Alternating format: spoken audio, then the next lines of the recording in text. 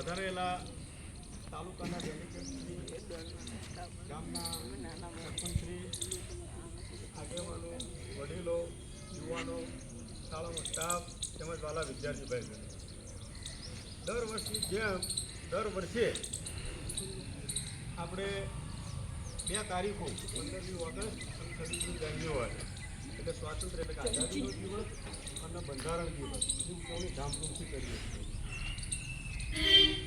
આઝાદ ભારત થયું 1947 15મી ઓગસ્ટ 14મી ઓગસ્ટની રાતે દોઢ કરજણ છેલ્લું આપણને બંધારણ ટૂંકમાં ભારત ગુલામીનું ભારત આખે આખું આપણા હાથમાં સોંપી આપણા નેતાઓના અને સવારમાં જ્યારે 15મી ઓગસ્ટ સુધી નીકળ્યો આજનો દિવસ 47નો ત્યારે આપણે આખા દેશવાસીઓ આઝાદ હતા. અંગ્રેજોના ગુલામીમાંથી આપણે આઝાદ હતા. 200-250 વર્ષ સુધી અંગ્રેજોએ આપણે પર રાજ કર્યું અને એ આઝાદી જ્યારે એક સાથે આપણને મળતી આટલી બધી ચળવળો ચાલ્યા પછી આઝાદીની ચળવળો કહેવાય, હિંસક ચળવળો ચાલતી હતી, અહિંસક ચળવળો ચાલતી હતી, કેટલાય નેતાઓ શહીદ થતા, કેટલાય નેતાઓ જેલમાં હતા, કેટલાય પોતાની ગોળીઓ ખાધી હતી, કેટલાય પોતે ફાંસીના માત્ર લટકાઈ ગયા હતા. એ બધું ધીમે ધીમે પાર કરતાં જ્યારે આ દિવસની જ્યારે શુભ શરૂઆત થઈ, શુભ સુકાન જ્યારે આપણા હાથમાં આવ્યું ત્યારે દેશમાં એટલો બધો ઉમંગ હતો, એટલો બધો આનંદ હતો. આપણે તો એ દિવસે નહોતા પણ કદાચ તમારી ત્રીજી ચોથી પેઢીએ આનંદ જોયો હોય છે.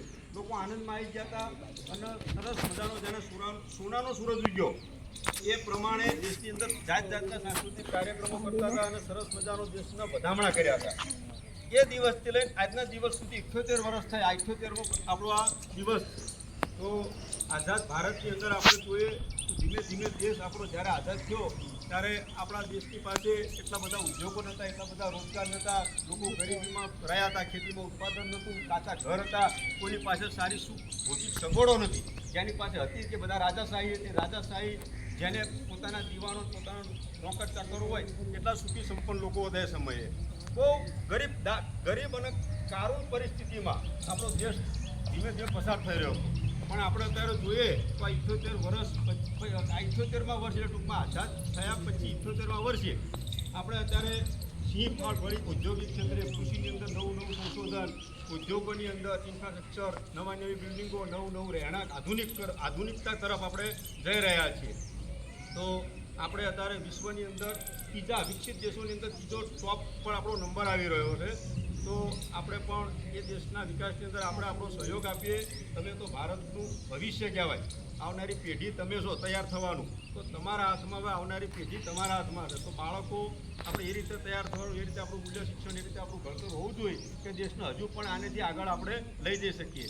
તો એ પ્રસંગે આપણે વધારેલા આજના કાર્યક્રમમાં વિશેષ કંઈ ન કહેતા. બીજું તો બધું અત્યારે યુટ્યુબનો ઇન્ટરનેટનો જમાનો છે. દેશની અંદર શું ચાલી રહ્યું છે, કેવા પરિબળો છે, કેવું દેશ વિકાસ કરવાનો છે, ક્યાં જવાનો છે, એ બધું આપણને બેઠા બેઠા મોબાઈલમાં આવે છે. પણ કહેવાનો મતલબ કે આપણે સક્ષમ હશું. અમારે શિક્ષકોની તાલીમ હતી વચ્ચે સક્ષમ તાલીમ. અમે સક્ષમ હશું તો તમને કંઈક આપીએ. ઘરમાં 5 મણ ઘઉં હશે તો ઘંટીએ મણ દળવા જઈ શકશું. એટલે આપણે સક્ષમ બનીશું તો આવનારું ભવિષ્ય આપણું સારું ઉજ્જવળ છે. તો એ નિમિત્તે આજનો દિવસ આપણે સરસ મજાનો આનંદમય નીકળે અને આઝાદીના મહાન પર્વમાં પાછું બીજું કે આપણા આણંદ જિલ્લાનો આજે ધ્વજવંદનનો કાર્યક્રમ કલેક્ટર સાહેબના હસ્તે તારાપુર માર્કેટિંગ યાર્ડમાં ચાલુ છે. 9 વાગ્યાનો ટાઈમ છે એટલે બધાને ત્યાં ઉપરનો છે, ત્યાં કામગીરી કરવાની છે. એટલે ટોટલી આપણે જોવા જવું હોય તો બધાને ખુલ્લું આમંત્રણ આપ્યું છે. જોજો ટાઈમ હોય તો એ પણ કાર્યક્રમમાં જોવા જેવું હોય છે. સાંસ્કૃતિક ઝાંખીઓ જુદી છે, પોલીસ પરેડ છે, પોલીસ પરેડ કેવી રીતે થાય, સલામી કેવી રીતે આપવામાં આવે, ત્યાં 3 પાંખના યુવાનો છે, 3 પાંખના જવાનો છે, એ બધું જોવા જેવું છે. કદાચ ત્યાં ના જઈ શકાય તો આપણા વડાપ્રધાન લાલ કિલ્લા પરથી અંદર સરસ મજાનું ભાષણ કરતા હશે.